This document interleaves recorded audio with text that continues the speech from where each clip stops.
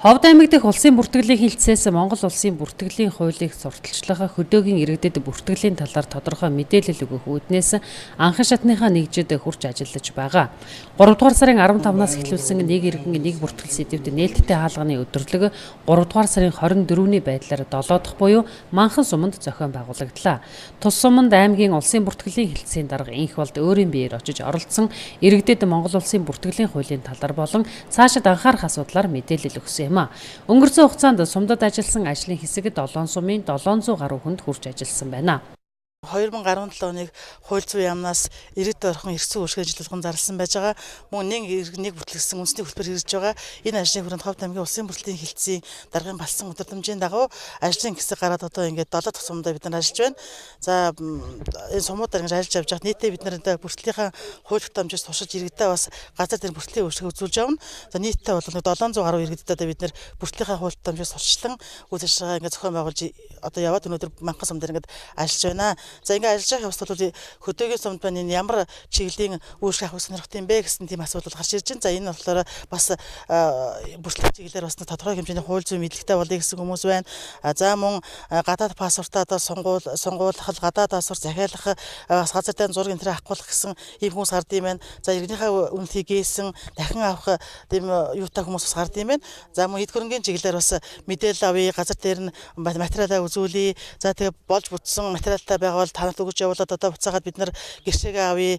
За газрынхаа одоо газараа өмч авсан иргэд нь бас юу яад юм бэ? Эдийн засгийн эргэлтэнд бас газар оруулахад бас гэршгээ энэ төр одоо хэрэгтэй байна. Энэ төр гэсэн ийм санал асуултыг бол хэлж ийн энэ дагуу одоо бид нараас иргэдэд үйлчлэг үзүүлж ажиллаа. За мөн компани нөхөрлөл байгуулъя. Одоо яаж байгуулах юм бэ? Ямар одоо материал хэрэгтэй юм бэ? Энэ төр гэсэн ийм саналыг одоо хүмүүс бас тийм тавьж байна. Тэгээ одоо бид нар яг энэ ажиллагааны хүрээнд нийт иргэдэд бас өөрийнхөө бүртгэлийн үйл ажиллагааг сурчилж яваа. Мөн хууль эрмээс сурчилж яваагийн хувьд гарын авлага материалыг бол иргэдэд хангалттай тарааж явна. За тэгээ яг хүссэн үйлчлэгийг бид нар бас үзүүлж явна. Бас боломжтой орон нутгаар хийгдэх үйлчлэгүүдийг одоо үзүүлж байна. За тэгээд энэ ажиллагааны хүрээнд бас иргэний үнэлгээ гээсэн иргэдийг бас яг нэг торгуул моргуулгүйгээр дахин захиалах анкетыг одоо бүрдүүлээд бас ингэж хүмүүстэйгээ уулзаад тэд хүмүүстэй бас бүртгэлийн үйлчлэг үзүүлж ирлээ. За орон нутгад нэг газрын эд хөрөнгийн чиглэлээр тэр газрын одоо кадастарын зураг мөргөн зөрөөтэй ч юм уу застрын захирамж тэр юу н хэмжээгээс гарын зөрөөтэй иймэрхүү бол юм гард юм байна. За энийг бас сумын дасгал дарга нартай одоо хамтраад дасгал нар бас захирамж нэртэй бас өөрчлөлтөд оруулаад энэ газар дээр бас янзалж байна. Зөвхөн нэг удаач биш улиралд мөн хагас жилээр энэхүү арга хэмжээг зохион байгуулбал илүү үр дүнд хүрнэ гэдгийг сум орон нутгийн зүгээс ч хэлж байсан юм а. Иргэний бүртгэлийн тал дээр бол нэг өдөрч биш нэлээд өдрийн ажил байгаа үг нь бол тий. Тэгээд яг одоо манай тохиолдолд иргэд бол олон юм бас асуудаг, шаарддаг, мэдэх гэж оролддог юм байгаад байдаг. Тэгээ хууль эрх зүйн талаас нь бас нэг сайн сурчлага хийх ийм ажлууд бол ялчгүй тулгамдсан ийм байгаад байгаа. Одоо жишээ нь амьдралын зээл тусламжаас өсвөлөө тэгээд авах гээд ингээ хөөцөлтөд ингэхээр чинь бич баримтан дээр дутуу болдог. Дээрээс нь бас нэг зарим хүмүүст бас мөнгө төрөний боломж барьцаан тавих эд хөрөнгийн боломж байхгүй болчиход энэ дээр бол иргэний бүртгэл манайх тамгын газар ер нь бол анхаарах цаашдаа бол маш их ажлыг хийх шаардлага бол байгаад байгаа.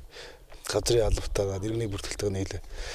Дээрээс нь усын бүртгэлтэйгээ нийлээд хүмүүсээ бас яах юм амьдралд нэг хэрэгтэй шаардлагатай юмнуудыг нэлээд хийхээр байна. Тэгээд Манхан суманд зохион байгуулагдсан нээлттэй хаалганы өдөрлөгт тус сумын төсөвт байгууллагуудын ажилтан албан хаагчид иргэдийн төлөөлөл ирж оролцсон бүртгэлийн асуудлаар тодорхой мэдээллийг авлаа. Нээлттэй өдөрлөгт хүрэлцэн ирсэн иргэдийн дунд асуулт хариулт тань мэдхүйг анхаа тэмцээнийг зохион байгуулсан юм а. Улсын бүртгэлийн хилцээний ажлын хэсэг өнөөдрөөс эхлэн мөст цэцэг цаашлаад баруун сумдад хүрч ажиллахаар замд гарчээ.